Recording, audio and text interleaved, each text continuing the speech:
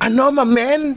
Sa kalahating kilong pork giniling, naka 90 pieces ka na Japanese siomai. Oo nga, mamen, tama yung narinig nyo. 90 pieces, mamen. Sa kalahating kilong pork giniling, mamen, pwedeng pambaon. Nag-crave nga kasi ako sa Japanese siomai. Kaya naman tirahin na natin. Baka tirahin pa ng iba. Talaga naman, mamen, talagang pagkaluto niyan, dali-dali ko agad tinira, mamen. Ayan na nga, kalahating kilong pork giniling, mamen.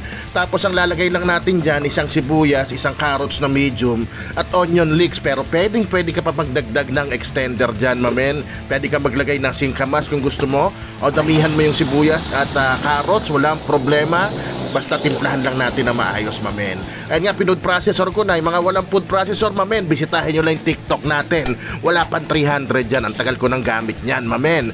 O ito na nga yung pork giniling. Lagay na natin dyan yung pinood processor nating carrots, sibuyas at onion leeks, mamen. Rekta timpla na rin na tayo dyan, mamen, bago nyo haluin. Iba kada lagay, naghahalo. Diyos ko naman.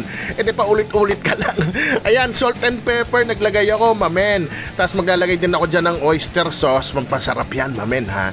At naglagay din ako dyan ng onion and garlic powder. At maglalagay din tayo dyan ng sesame oil, mamen. O, mamen, kung nakaabot ka sa part ng video na to, baka pwede mo naman i-like and share tong video para naman ma-share natin sa iba yung tirada natin sa Japanese siomai na napakasimple, mamen. Ayan na, nilagyan ko ng itlog, mamen.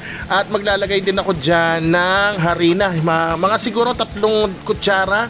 Goods na yon, yan na magiging binder niya, mamen, yung itlog at yung harina. At gamit nga tong kamay ko, pero mamaya na, kutsarahin muna natin.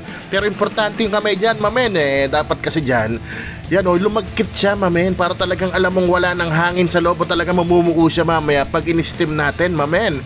At yung nakatuwang part dyan, matutuwa kayo pag babalutin nyo na, mamen, yung mga mahilig mag-roll dyan. O, yan na. O, yung mga walang pang-roll na ganyan, may nabibili yan, o kawayan, o plastic. Ang binili ko ngayon, yung plastic, mamen, sa TikTok, 30 pesos lang yan.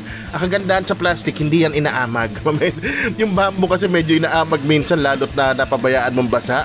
O ganyan lang, lagyan mo lang ng manipis na giniling, mamen, lagyan mong crab stick.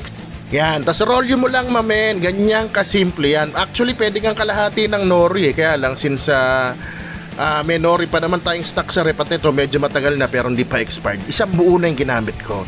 Ayan, si SB naman ang nag-roll, mamen, kasi para matry niya. At pang pinandikit ko nga pala tubig, mamen. Ayan, bali yan, freezer ko na ng 3 oras bago nyo hatiin yan. Dapat frozen siya. Ayan, bali naka-anim akong ganon, pero kalahati lang muna lulutuin ko itong 3, mamen. Ito naman, kung wala kang chili sauce, walang problema, mamen. Ayan, naglagay ako ng toyo, onting tubig, tas naglagay ako ng garlic chips, mamen, o yung fried garlic.